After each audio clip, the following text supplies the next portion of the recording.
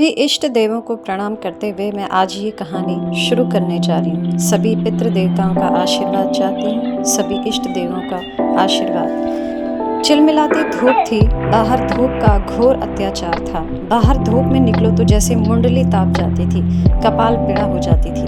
अंदर कूलर की ठंडी ठंडी हवा में आइसक्रीम खाई जा रही थी। इधर प्रिया कुछ मुंह फुलाए कपड़ों की खरीदारी ऑनलाइन मंगा के अब उनको सूटकेस फंक्शन के हिसाब से पैक कर रही थी।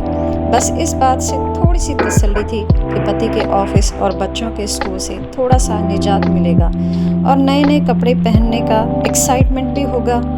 इधर प्रिया ने सारा सामान पैक कर दिया। अब रास्ते के लिए कुछ स्नैक्स खरीद लिए और कुछ ब्रांडेड चीज़ें खरीद ली जो वहाँ पर अवेलेबल ना हो। फ़ोन पे फ़ोन धड़ाधड़ भज रहे थे। फलाना फलाना कॉल कर करके घनिष्ठ मित्रता अपनापन फेंक रहे थे। कोई फेंक रहा था, कोई समेट रहा था। बच्चे तो स्कूल की छुट्टी से ऐसे खुश थे जैसे जग जीत लिया हो। बच्चे स्कूल जाते तो घर में शांति, पर अब सब घर पर हैं तो शामू की वाइफ घरवाली मीन्स प्रिया टेंशन में है कि अब उसे बचा कुचा समय भी नहीं मिलेगा। दिमाग के चिथड़े उड़ेंगे अलग।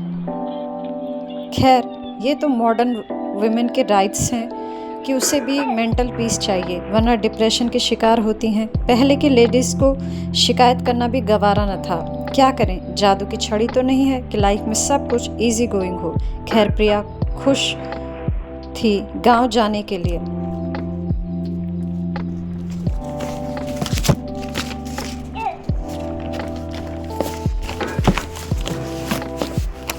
शामू ने उसे सोने की बालियां दिलाने का वादा किया था, जैसे मिश्रा जी की मिसेस पहनती हैं। पर प्रिया ने कहा कि तुम्हें कैसे पता। पर शामू ने कहा कि अरे भाभी जी पार्टी में बन ठन कर स्वाणी बनकर आई थी ना, तो फोटो में नज़र पड़ गई। फिर सोचा तुम्हारे लिए भी अच्छी चीज़ होनी चाहिए, उपहार में मिलनी चाहिए। तुम पे तो बहुत सुंदर लगेगी और तुम सुंदर हो। इस तरह शामू ने अपनी बात अपनी तरफ बॉल आते विकेट गिरने की संभावना को धराशायी कर दिया।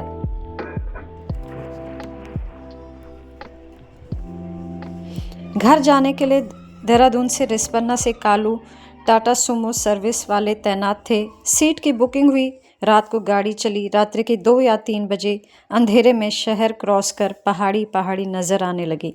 प्रिया का माथा सनक रहा था, पर बालियां याद आती तो हिम्मत रखती। धूल से बचने के लिए प्रिया ने दुपट्टा शहरों की भांति मुंह पर लपेटा था। 2 दिन पहले ही तो फेशियल कराया था। गांव के बच्चे डर गए, डाकू आ गया, डाकू आ गया। पर दुपट्टा हटाकर सबने कहा, ये तो शामू की बारी है। प्रिया ने भी सबको नमस्ते सरकाई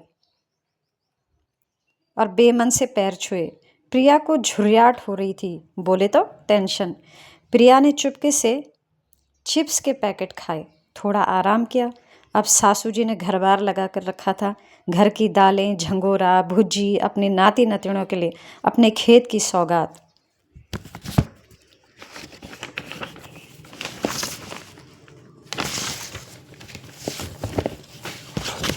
समौड़ अभी सुमित्रा देवी ने अपने जीते जी खेत बांझा न रखने की कसम खाई थी।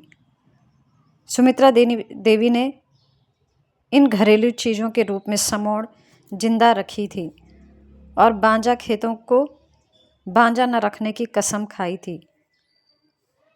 गांव में चहल पहल थी। आजकल देश परदेश के लोग घूम रहे थे, सुनसान पड़े गांव को जगाने के लिए। चारों तरफ चहल पहल हो रही थी। सब नए नए कपड़ों में घूम रहे थे, अपनी अपनी तरक्की एक दूसरे को बता रहे थे। मकान, गाड़ी, जमीन की बातें होती। सब देवता की पुजाई के बहाने गांव आए थे। लोगों को सेल्फी खिंचाने, रील बनाने, वीडियो बनाने का नया कंटेंट मिल गया था। बच्चे बड़े सब बेर खाते हुए, तिमला पकड़ते हुए, घास लाते हुए पहाड़ी लाइफस्टाइल दिखा रहे थे। मेरा गांव पोस्ट डाली जा रही थी।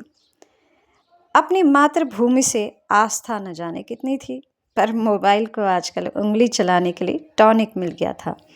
सब 2 दिन की पिकनिक संघर्ष मनाते हुए, पानी की किल्लत में सुख सुविधाओं को ब्रेक लगाकर, साधारण जीवन जीकर फिर से आने का वादा करके गांव की समौड़, दाल, बुरांस, माल्टे का जूस, घी गाड़ियों में भर कर ले जाते।